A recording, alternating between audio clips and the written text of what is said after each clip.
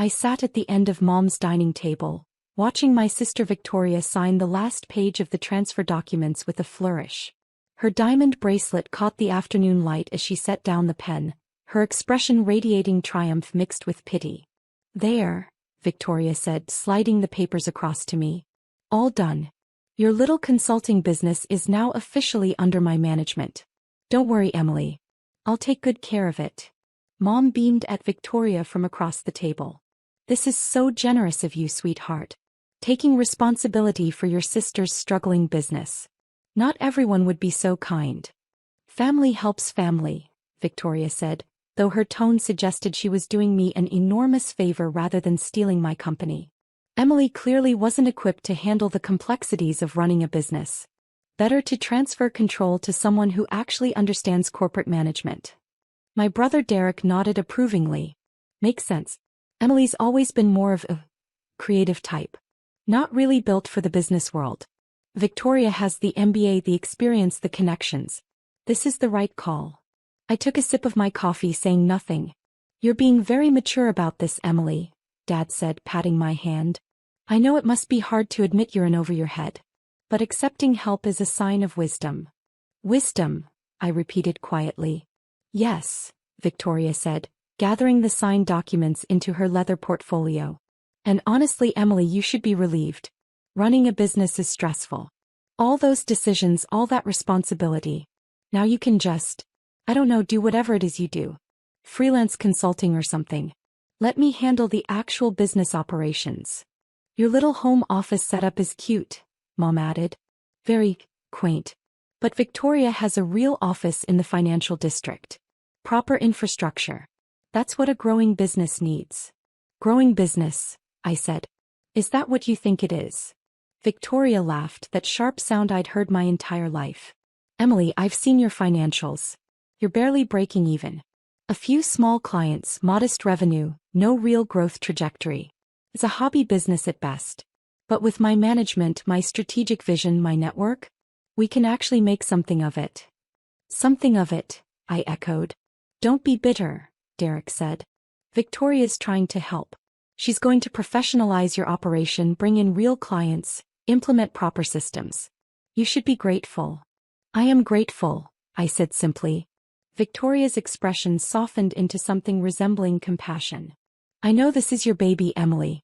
You've worked on it for, 3 years now? But sometimes we have to accept that our best isn't good enough. There's no shame in that."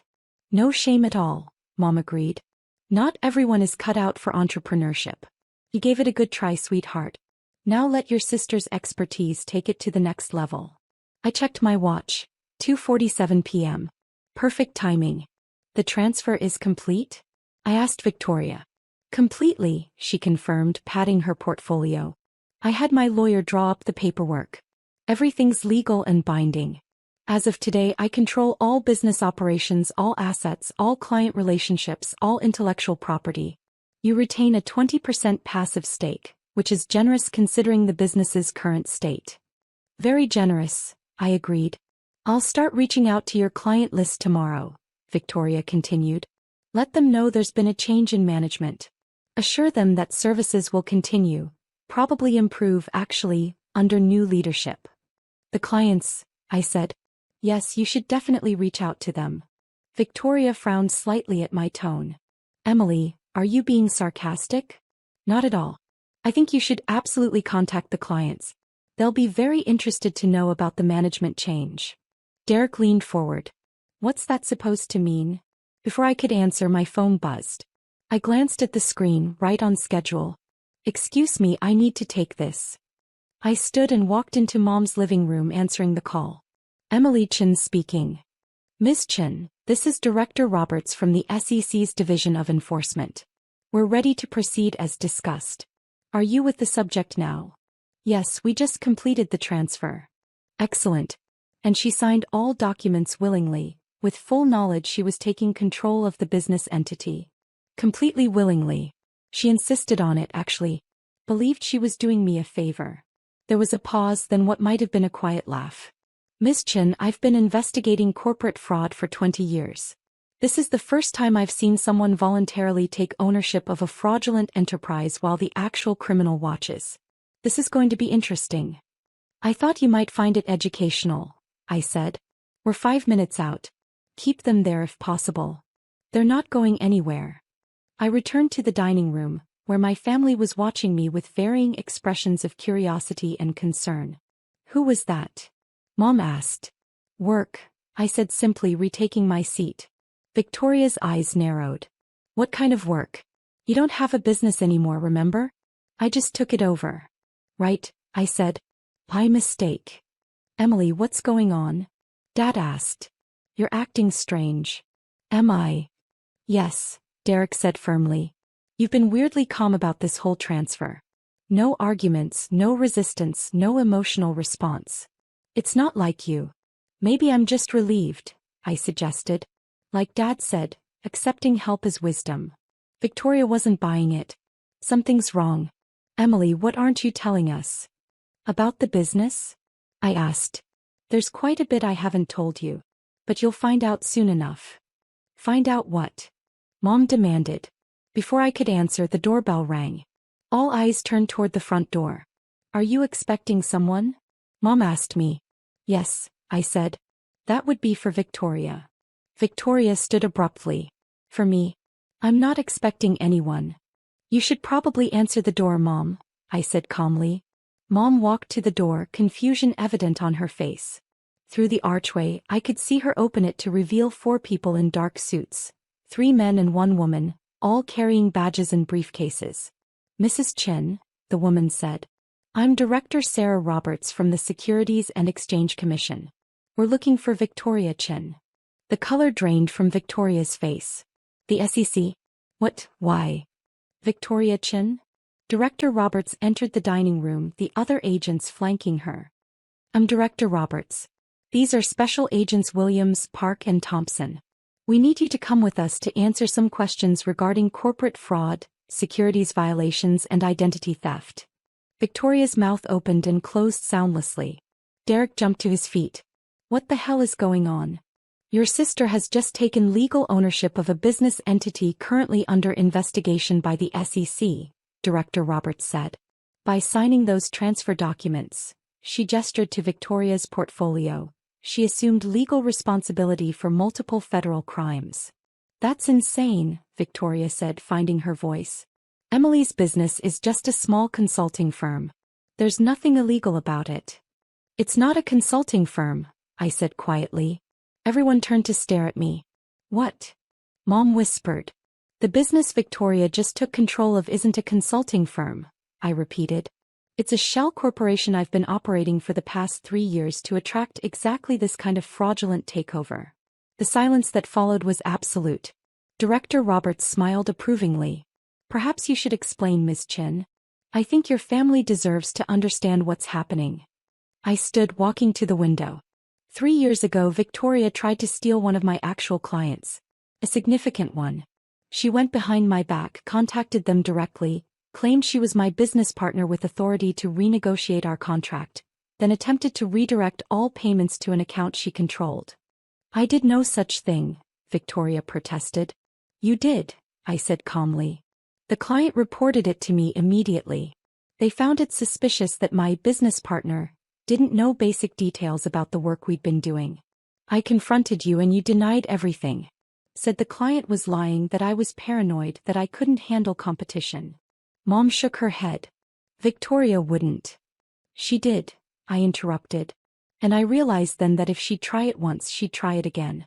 So I created a trap. A fake business designed specifically to look vulnerable and profitable enough to steal, but actually worthless and legally toxic. Derek's face had gone pale. You set up a fake company? A shell corporation, Director Roberts clarified. Perfectly legal to create.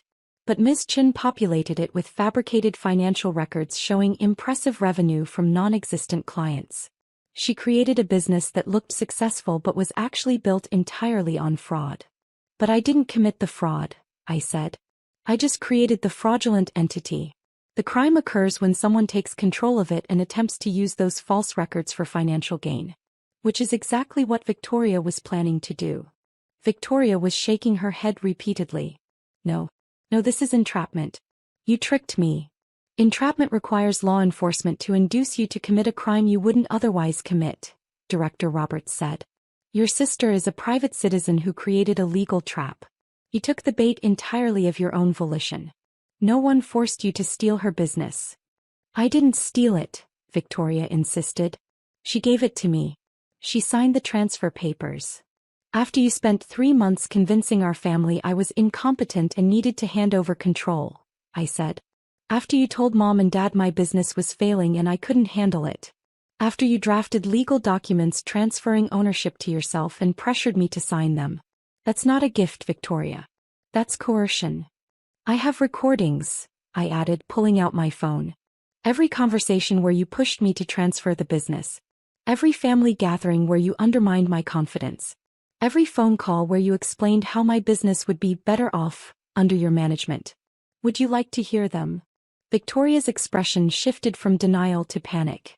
You recorded us? I recorded myself in conversations with you, I corrected. Perfectly legal in this state. Single-party consent. Agent Williams stepped forward. Miss Chin, Victoria Chin, we need you to accompany us to the regional office. You'll be questioned regarding your intentions with the transferred business entity, your knowledge of its financial records, and your planned use of those records in seeking loans or investment capital. Loans. Dad said weakly. That was the plan, wasn't it, Victoria? I asked. Take control of my successful business. Use its impressive financial records to secure a business loan, probably a substantial one. Use my company's fabricated revenue as collateral. That's bank fraud on top of securities fraud. Victoria's silence was answer enough. Mom sank into a chair. Victoria, tell me Emily's lying. Tell me you weren't planning to do this. Victoria's mouth opened but no words came out. We need to go, Director Roberts said firmly. Miss Chin, you can contact a lawyer from our office. You have the right to remain silent, though this is currently investigatory questioning, not an arrest. However, given the evidence Ms. Chin has provided, I anticipate charges will be filed within 48 hours. Charges? Derek said. You're going to charge her? Corporate fraud, securities violations, identity theft, attempted bank fraud. Yes, charges are virtually certain, Director Roberts confirmed. The question is whether she cooperates, which would factor into sentencing recommendations. Victoria turned to me, her expression a mixture of betrayal and rage. You did this. You set me up. You ruined my life. No, I said calmly. I created an opportunity for you to commit fraud. You chose to take it. Those are very different things. I was trying to help you, Victoria hissed. You were trying to steal from me, I corrected. Again. The first time I let it go because you're my sister. This time I documented everything and waited for you to hang yourself with your own greed. Mom was crying now. Emily, how could you do this to your own sister? How could she try to steal from me? I countered. Twice. How could you all enable her by constantly telling me I was incompetent and needed Victoria's help? This didn't happen in a vacuum. You all participated in convincing me to hand over my business. We were trying to help, Dad said weakly. By assuming I was failing without ever asking to see actual financial records? By believing Victoria's assessment of my business without verification? By pressuring me to give up control based on nothing but her word. I shook my head. That's not help. That's bias. Agent Park had moved to Victoria's side. Miss Chin, we need to go. Now. Victoria grabbed her purse with trembling hands. This is wrong. I'm calling my lawyer. I'm fighting this. That's your right, Director Roberts said. But I should warn you, Ms. Chen's documentation is extensive. 3 years of recorded conversations, fabricated financial records you acknowledged reviewing, transfer documents you drafted showing clear intent to take ownership, and preliminary loan applications you filed using the false revenue figures. The case against you is quite strong. Loan applications? Mom whispered. Victoria, you already applied for loans? Victoria didn't answer. She was staring at me with an expression I'd never seen before, pure hatred mixed with disbelief. I trusted you, Victoria said. You're my sister. And you tried to steal from me, I replied. Twice. Trust works both ways. As the SEC agents escorted Victoria toward the door, the full reality of the situation seemed to finally hit my family. Derek sank into a chair, his face ashen. Dad stood motionless, staring at nothing. Mom continued crying quietly. Director Roberts paused at the door. Miss Chin, Emily Chin, we'll need you to come to the office tomorrow to provide formal testimony. 9 work for you. I'll be there, I said. Excellent work, by the way. This operation was textbook. We'll likely use it as a case study in fraud investigation training. She looked at my family. You should all be proud of her. She identified a pattern of criminal behavior and created an elegant trap to document it. Not many people have the patience and strategic thinking to pull off something like this. After they left with Victoria, the house fell silent except for Mom's quiet sobbing. Finally, Derek spoke. You planned this for 3 years. 3 years of pretending to have a failing business, letting Victoria undermine you, letting us all believe you were incompetent. All to trap her. Yes, I confirmed. That's sociopathic, Derek said. That's justice, I corrected. Victoria committed fraud 3 years ago and no one believed me. He got away with it. So I created a situation where she'd commit fraud again, but this time with documentation so thorough that denial would be impossible. But she's your sister, Mom said through her tears. And I'm her sister, I replied. That didn't stop her from trying to steal from me. Twice. Dad finally found his voice. The business. Your real business. What is it actually? Corporate fraud investigation consulting, I said. I work with companies to identify and document internal fraud. I'm very good at it. I've helped prosecute 17 cases in the past 3 years. This will be 18. You're a fraud investigator, Derek said slowly. And we all believed you were a failing consultant. You believed what Victoria told you, I corrected. She said I was failing and you accepted it without question. None of you ever asked to see my actual financials, meet my real clients or visit my actual office. You just assumed Victoria was right. Because she has an MBA, Mom said weakly. She works in finance. We thought she knew what she was talking about. She does know finance, I agreed. She knew exactly what she was doing when she tried to steal my first client. And she knew exactly what she was doing when she took over my fake business. The MBA didn't make her honest. It just made her a more sophisticated criminal. Derek stood abruptly. I need to leave. I can't. I need to process this. Before you go, I said, you should know, you're all on the recordings too. Every time you pressured me to transfer the business, every time you told me I was incompetent, every time you validated Victoria's theft. The SEC has those recordings. They won't charge you because you didn't benefit financially, but your participation is documented. Derek's face flushed red. You recorded all of us? I recorded conversations I was part of, I said. Legal as I mentioned. And necessary to prove the coercion element of Victoria's fraud. Coercion, Dad repeated. You're saying we helped her commit fraud? You created the environment that enabled it, I said. You spent months convincing me I was failing, that I needed Victoria's help, that transferring the business was the smart choice. That's exactly what Victoria needed. Family pressure to make the theft look consensual. Mom stood shakily. Get out. I looked at her. What? Get out of my house, Mom said, her voice stronger now. You did this. You trapped your own sister. You used your own family. You're not the daughter I raised. No, I agreed. I'm not. I'm the daughter who learned that family will believe your siblings' lies over your truth. I'm the daughter who learned that you have to document everything because no one will take your word. I'm the daughter who learned that sometimes, the only way to get justice is to create it yourself. That's not justice, Mom said. That's revenge. It's both, I said simply. Victoria committed a crime. I documented it. She'll face legal consequences. That's how justice works. You could have just cut her off, Dad said. Refused to work with her. Kept your distance. You didn't have to destroy her life. I tried that, I said. After the first theft attempt I pulled back. But Victoria didn't stop. She kept inserting herself into my professional life, kept undermining me, kept positioning herself to steal again. The only way to stop her was to let her steal something worthless and get caught doing it. Derek shook his head. You're sick. This whole thing is sick. What's sick is that not one of you believed me 3 years ago when I said Victoria tried to steal my client.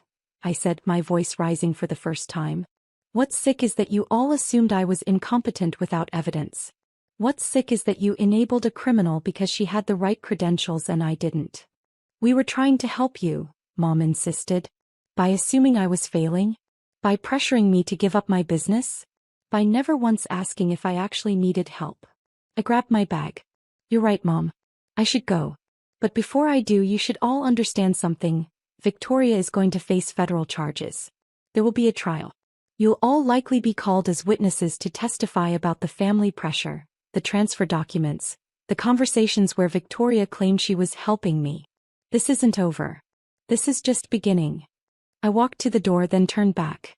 For what it's worth, I loved Victoria. I loved all of you. But love doesn't trump honesty and it doesn't excuse crime. She tried to steal from me. I stopped her. That's not revenge, that's self-defense. I left before anyone could respond. Outside, I sat in my car for a long moment, letting the adrenaline drain away. My phone buzzed, a text from Director Roberts. Suspect in custody. Questioning beginning now. You did excellent work, Ms. Chen. This case is airtight. I replied, thank you. See you tomorrow at 9. Another text came through, this one from a number I didn't recognize. Ms. Chen, this is Victoria's lawyer, Martin Goldstein. I need to speak with you about dropping charges. My client made a mistake but meant no harm.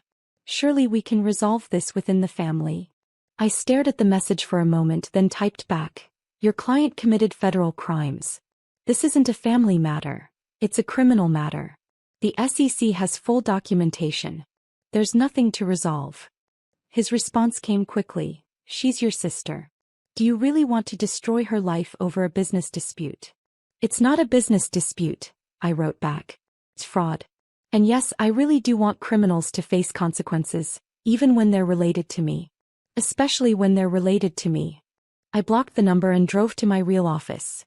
Not a home setup, but a professional suite in a downtown building where I ran my actual consulting firm. The firm that helped companies identify fraud. The firm that had 17 successful prosecutions under its belt and was about to add an 18th. My assistant Jennifer looked up as I entered. How did it go? Perfectly, I said. She signed everything, the SEC made the pickup and she's in custody now. Jennifer shook her head in amazement. 3 years. You played this out for 3 years.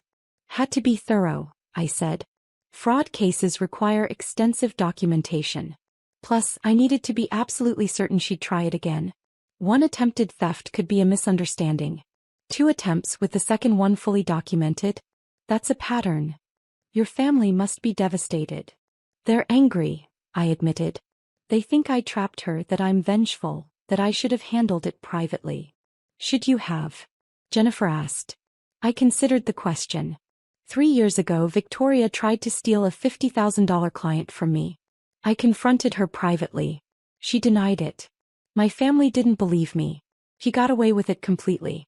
So no, handling it privately doesn't work when no one believes you and the criminal faces no consequences.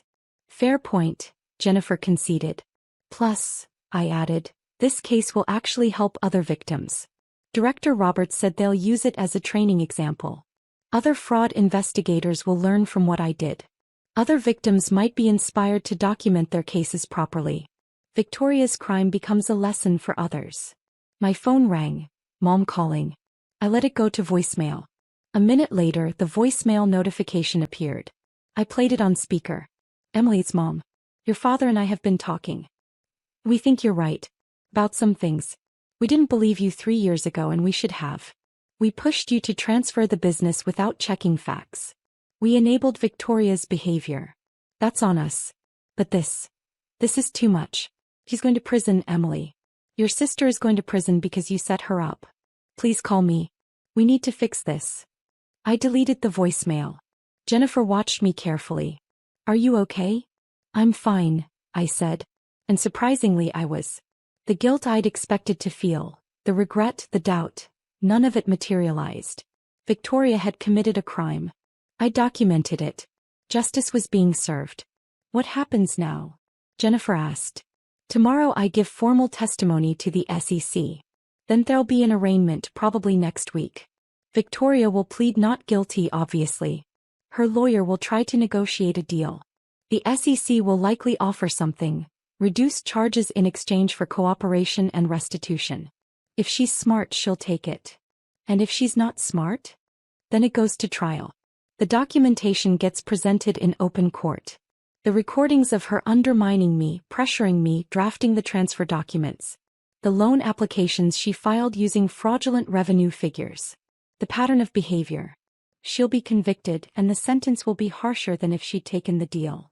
You've thought this through, Jennifer observed. I've had 3 years to think it through, I said. Every possible outcome, every potential complication, every legal angle. This isn't impulse, Jennifer. This is strategy. My phone rang again, Derek this time. I answered on speaker. What? I said. Emily, Mom's a mess. Dad's not much better. You need to come back and talk to us. About what? About fixing this. About making this right. Victoria made a mistake, but she doesn't deserve federal charges. She's family. Family who committed fraud, I said. Twice. The first time you have no proof. It's your word against hers.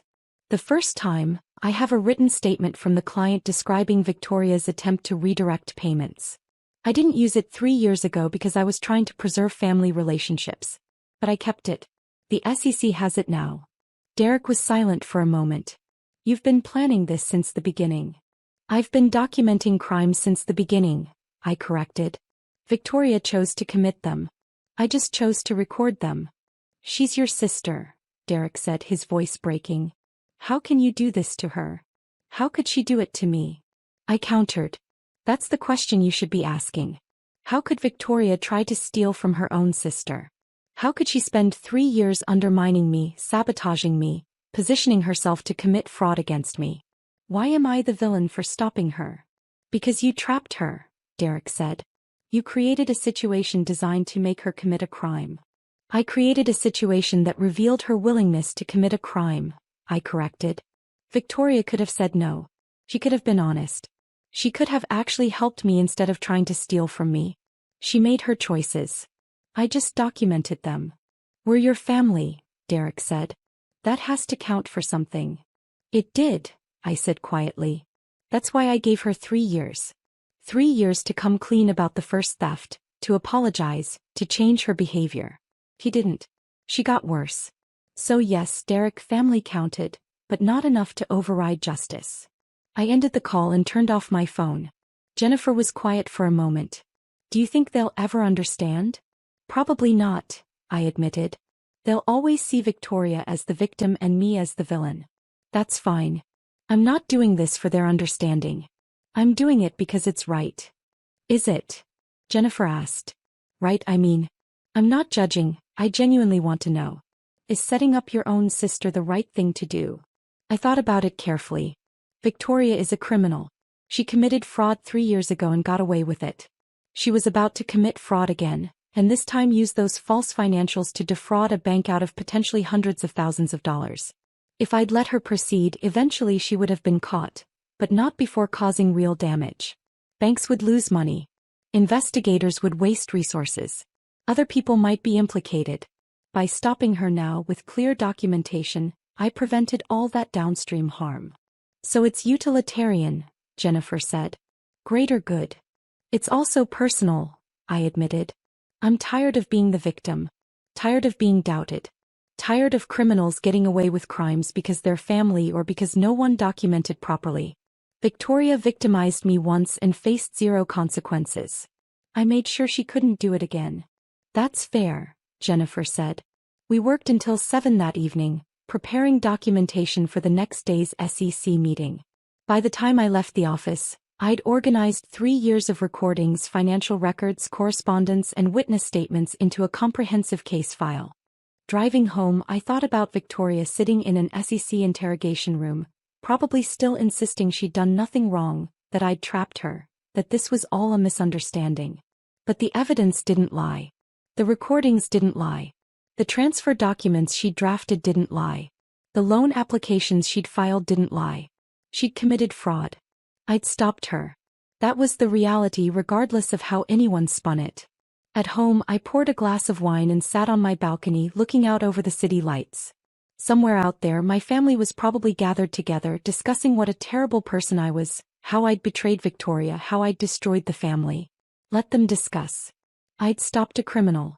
I'd prevented bank fraud. I'd created a case study that would help train future investigators. And I'd proven that sometimes, the only way to get justice is to build it yourself, piece by documented piece with patience and precision. My phone, still off, sat on the table beside me. I knew when I turned it on there would be dozens of messages. Pleas from Mom. Anger from Derek. Maybe even a message from Victoria's lawyer, threatening legal action for entrapment that would never hold up in court. But that was tomorrow's problem. Tonight, I was just a fraud investigator who'd successfully documented and stopped a criminal. The fact that the criminal was my sister was unfortunate but irrelevant. Justice didn't stop at family boundaries. And I wasn't going to pretend otherwise just to make everyone comfortable. Victoria would face trial. She'd probably accept a plea deal, 2 to 3 years in federal prison, restitution, probation. Her career in finance was over. Her reputation was destroyed. But she'd committed crimes. She tried to steal from her own sister. Twice. And now finally she'd face consequences. That wasn't revenge. That was accountability. And if my family couldn't understand the difference, that was their problem, not mine. I sipped my wine and watched the city lights, content in the knowledge that tomorrow, I'd testify against my sister. And I wouldn't feel guilty about it at all. Because some things matter more than family loyalty. Things like honesty, integrity, justice, and the simple principle that criminals should face consequences, regardless of their last name.